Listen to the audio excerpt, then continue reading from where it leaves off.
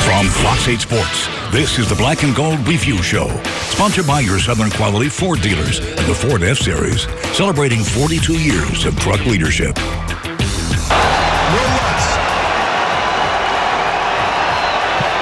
and hold her down. The kick is up. It's good! It's good! 58 yards. Will Lutz with the game winner. Saints win it. 30-28. What a finish. Welcome into the Black and Gold Review Show. I'm Juan Kincaid, and what a season opener for the Saints. 30-28 over the Houston Texans. Will Lutz, the hero, from 58 yards out as time expired. We'll get to all that in just a moment. But first, let's get back out to the Dome for some thoughts from Sean Vazan, Chris Hagan, and Deuce McAllister. Guys, just like Sean Payton drew it up, right? Well, Juan, you asked for thoughts. I think we got a lot of them here. It's been, man, well, first off, good to be 1-0. For the first time since 2013, the Saints have won the season opener. This was a battle of two Super Bowl contenders. I think we can all agree with that.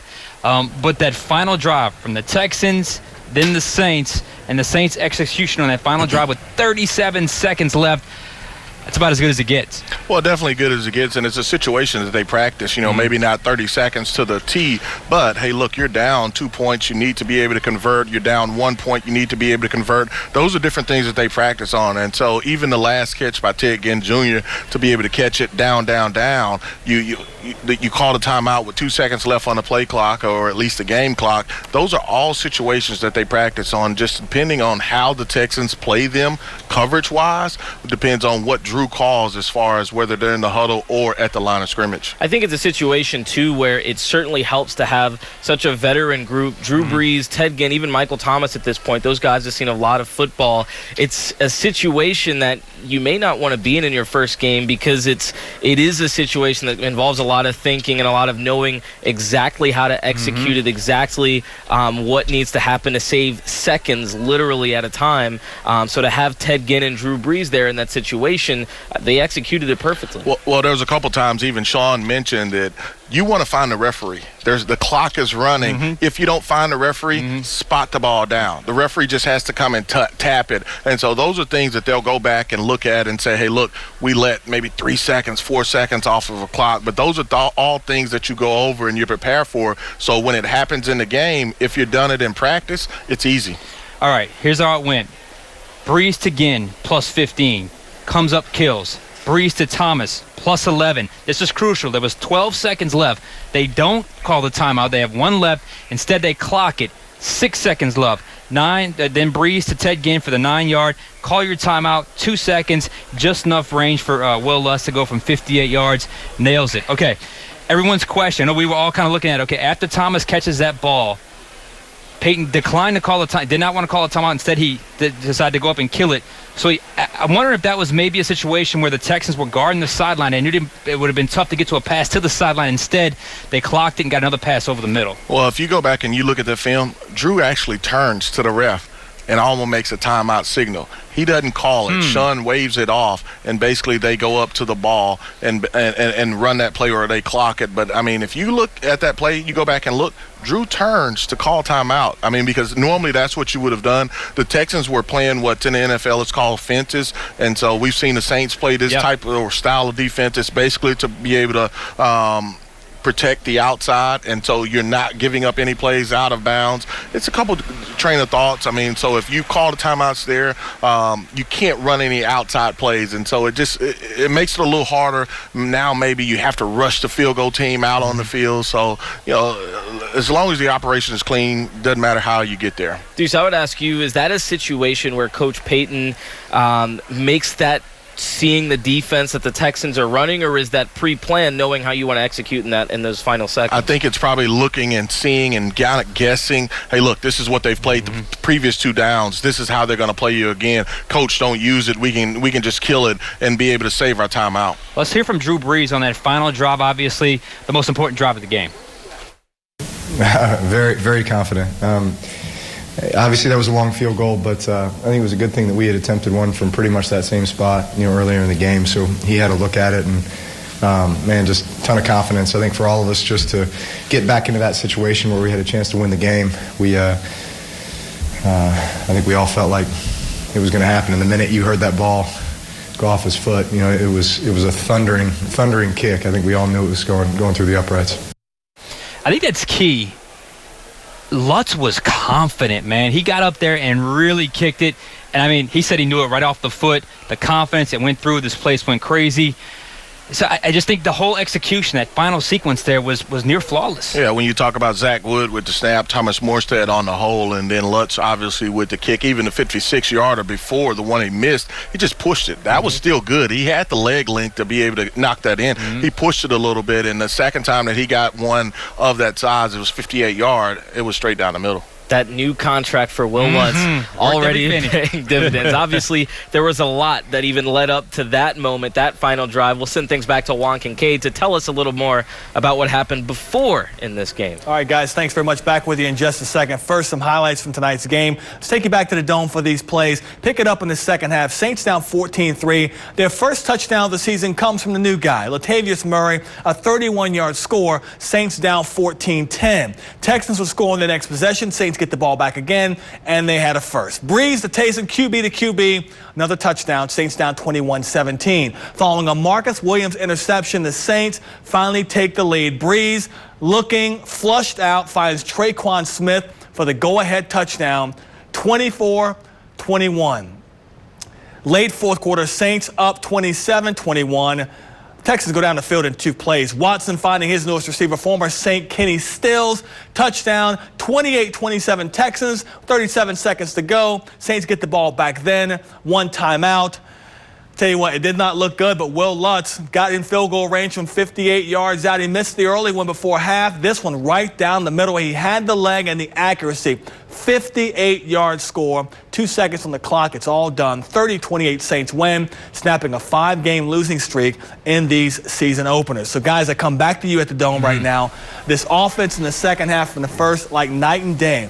I wonder, Deuce, what changed with this offense to where they were more efficient in the second half compared to what they did in the first? Committed to running the football. I think that was one of the things that they didn't really do about a lot of, and even Sean commented on it. You know, he probably should have ran the football a little bit more early in the game just to be able to make that defense move, make that defense run. And I think for them to have to play both the run and the pass, I think it paid off for them. And, you know, some of the passing lanes opened up, but obviously you saw Alvin and Murray really get going as far as the run game is concerned. Yeah, and, you know, they moved the ball in the first half. Yeah. They just didn't finish drives. Yeah.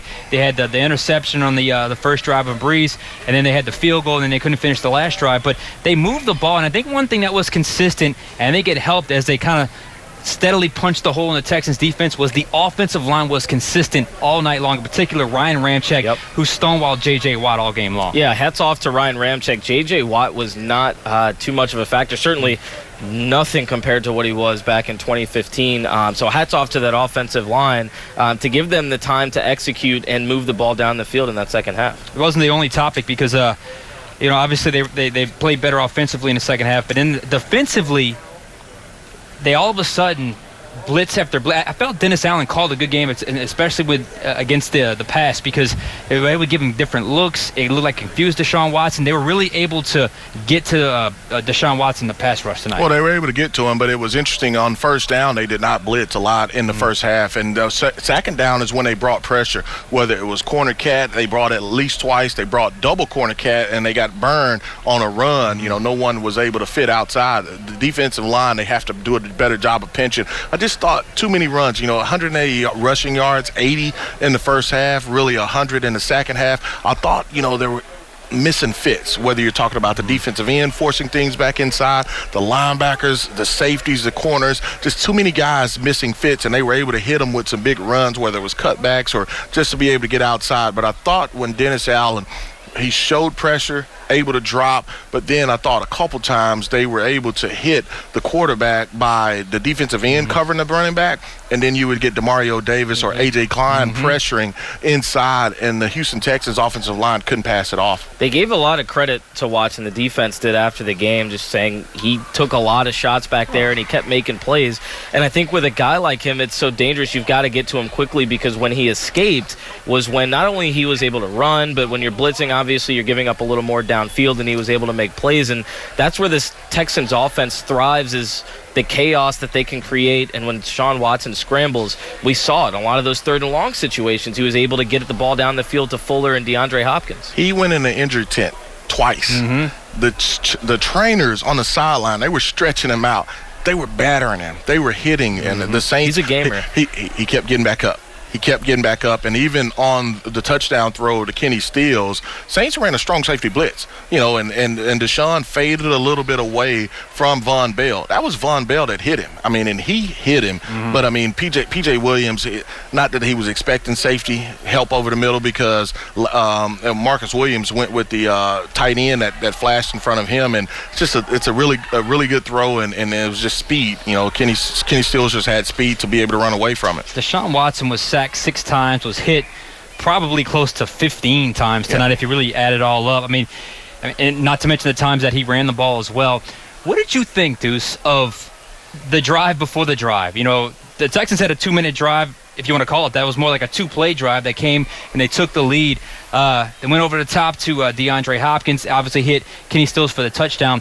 It almost was the exact opposite of what the Texans did in their 2-minute defense. The Saints wanted to, I guess, force it, Deshaun to go over the top, and it worked clearly. What did you think of their approach on that drive? Well, the first play, Marshawn Lattimore is playing outside leverage. They actually were trying to double. Sean talked about it. They were trying to double D. Hopkins to take him away. Marshawn Williams is inside. He's the safety over the top. Marshawn Lattimore is playing outside, and so it's a corner route. And it's really a really good throw, because where he placed it, Marshawn couldn't get there. I mean, in anything you want to redirect and force him inside to your help, but where he put the ball, it was the only play that Hopkins could catch it, and he came up with it. And obviously, we know on the next play, they dial it up. Von Bell with the pressure, can't bring it home, and it leaves P.J. Williams in a one-on-one situation. That might be one of the toughest duos in the entire league to cover. Deshaun Watson and DeAndre Hopkins. It's going there, but the guy's got such a catch radius and runs so many routes well. He was all over the field. Yeah, and with Deshaun Watson, it is a boom or bust with him. It really is. He is a big play, or he's getting sacked. It really just kind of live and die with Deshaun Watson. But we're just getting started here. We go back to Juan Kincaid right now, back in studio. Juan Kincaid. Guys, I had a real quick question for you. Something we talked about in the pregame show was the curiosity we had with how the Saints would use Latavius Murray and Alvin Kamara. I think we got a really good sense of how they're going to use those guys this year. Murray, of course, had the team's first touchdown, a 31-yard run. But Kamara, 169 total offensive yards.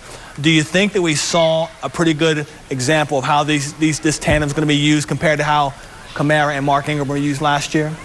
I think yes and no. I think really because they didn't run the ball in the first half enough. I mean, and so I don't think either one of them got into a rhythm. Right. I think you were able to see probably Latavius Murray catch the ball a little more in the first half than you normally would. But I think, if they're able to run the ball, you see them be more effective in the first half. I think they picked their spots well with them.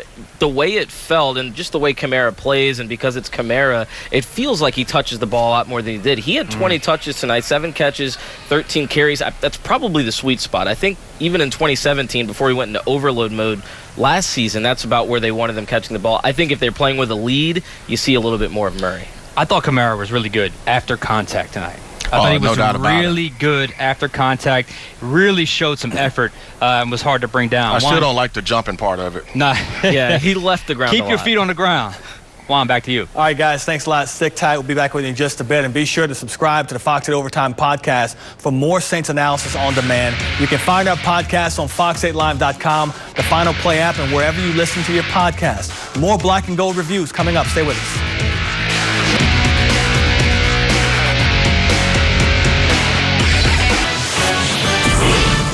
You're watching the Black and Gold Review Show, sponsored by your Southern Quality Ford dealers and the Ford F-Series, celebrating 42 years of truck leadership. Even after a difficult game where he had to throw the ball a lot, Drew Brees still with a little pepper left in the old right arm, throwing to his kids after the game. Inside the Mercedes-Benz Superdome, they're having a good time. Must be nice to be a kid of Drew Brees. How about that? How about we go back out to the Dome with more on the Black and Gold Review Show and join our guys Deuce McAllister, Sean Vazan, and Chris Hagan. Guys, I know there was a lot of excitement on that field, but in that locker room, I can only imagine how wild it was.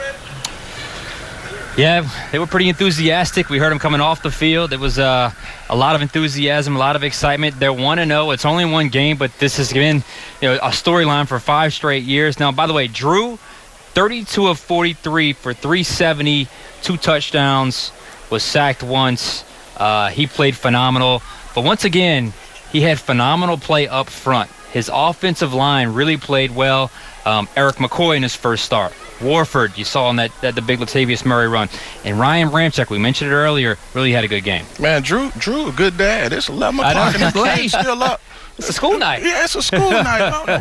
What he got going on? But, I mean, he played outstanding. And the offensive line, they were up for this challenge. They were up for the challenge to be able to say, we want to show that we are an elite group. Teron Armstead talked about it. They went out and proved it and showed it tonight. Yeah, Ryan Ramczyk speaking with him after the game, he was as Ryan Ramczyk as he could be. It was a very workmanlike attitude he had. Here's what he had to say about his performance.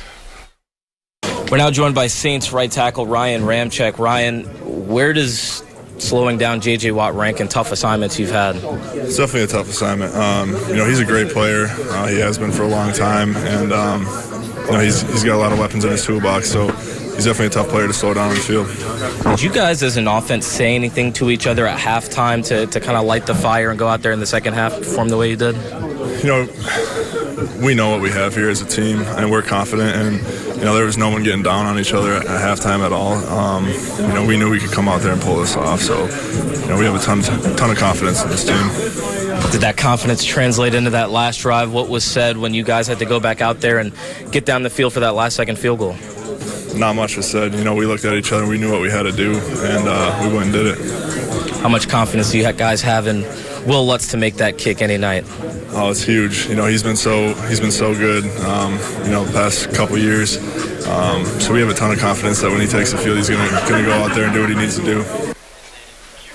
Guys like Ramczyk said, this is a very confident group, but if you talk to that defense, they know that they have room to grow, and they're very vocal about that, too. I love how Ryan Ramczyk never breaks character. Not too high, not too low. He is even killed. Yeah, I played J.J. Watt. He was tough. That's just, I don't know what you're going to get out of him. That's how he always is. And so even to get that much out of him was a plus. Well, he played well tonight. Much more from the Superdome and in studio on Black and Gold Review when we come back.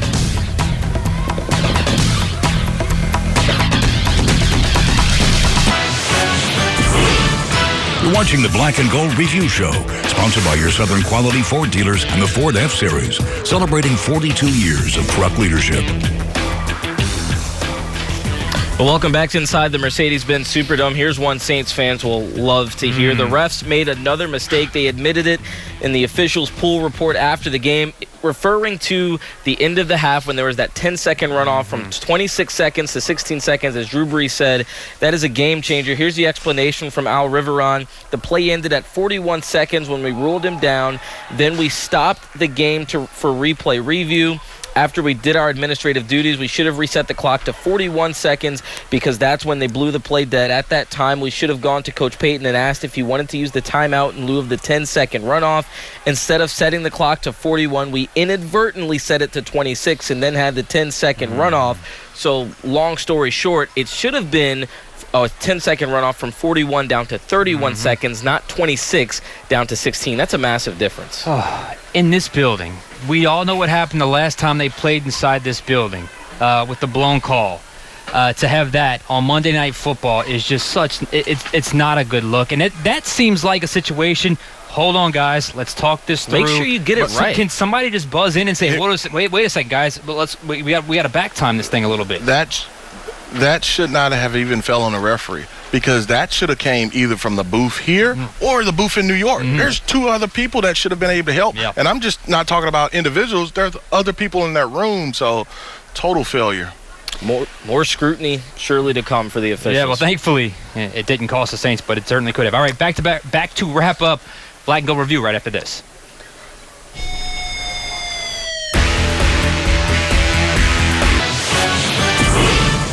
You're watching the Black and Gold Review Show, sponsored by your Southern Quality Ford dealers and the Ford F-Series, celebrating 42 years of truck leadership.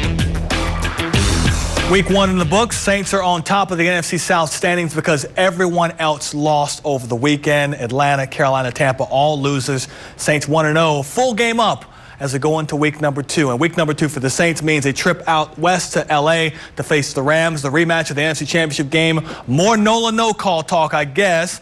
Back to the Dome right now with our guys to kind of preview that matchup. Gentlemen? Yeah, a lot of no call will be coming up here in a couple of days when they travel out west. Long trip out west to L.A., then shoot up to Seattle. They play a Rams team. They're obviously coming off a big win. Still a very good team. I'll say this, Deuce. They got Todd Gurley. They got to play the run better than they did tonight. Yeah, Todd Gurley, you have to be able to slow down, but Malcolm Brown as well, the other running back that has been able to be featured a little while they put Todd Gurley on a pitch count. You know, the thinking is they want him to be able to produce in December and January. So regardless of who's the back, Saints have to play better up front. So we'll see if they can get that corrected. Yeah, not to mention they still got the three-headed monster of Brandon Cooks, Robert Woods, and Cooper Kupp that they can still put up a lot of points in a hurry. I would expect next week, just judging by what we saw from that Panthers game, it's going to be a big-time Kamara game. I think he can have a big day out there. I think so too, and I think the Saints certainly would want to exact some revenge out there on the West Coast. All right, for Chris Hagan and Deuce McAllister, that'll do it for us. Wrapping up a wild one. Saints get the win. Juan Kincaid, back to you. Guys, thank you very much. And for everyone here at Fox 8, I'm Juan Kincaid. Thanks for watching. Our next newscast is at 4:30 in the morning. Have a great night. This has been the Black and Gold Review Show, sponsored by your Southern Quality Ford dealers and the Ford F-Series, celebrating 42 years of truck leadership.